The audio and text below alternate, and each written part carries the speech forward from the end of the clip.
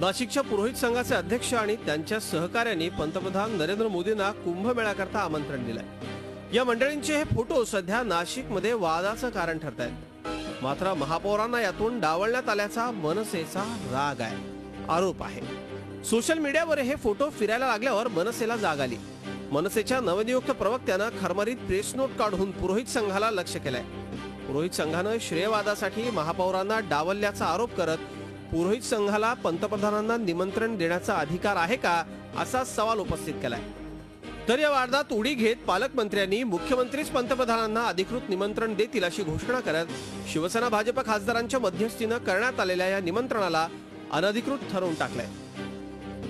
शहराचे प्रथम नागरिक सगळे जनतेच्या वतीने ते महापौरच असतात, त्यामुळे प्रत्येक ठिकाणी त्यांना विचारलं गेलं पाहिजे आणि सर्वांनी सगळ्यांना विश्वासात घेऊन या गोष्टी झाल्या पाहिजे। मीच 3-3 वेळा सगळ्यांसोबत जाणं मला वाटतं हे सोयीस्कर होणार नाही। आपण राज्य शासनातर्फे अधिकृत आमंत्रण मुख्यमंत्री महोदय आणि मी जाऊन मोदीजींना देणार आहोत आणि त्यांनी ते येण्याचं कबूल केलेलं आहे। या वादानंतर महापौरांनी पुरोहित संघाच्या अध्यक्षांची भेट घेऊन वादावर पडदा टाकण्याची विनंती केली। त्यामुळे गैरसमजातून हा प्रकार घडल्याची सारवासारव पुरोहित संघाने केली। आमचा विषय हाच झाला किंवा त्यांच्याही मनात काहीच तसं नाही, तो गैरसमज होऊन गेला आणि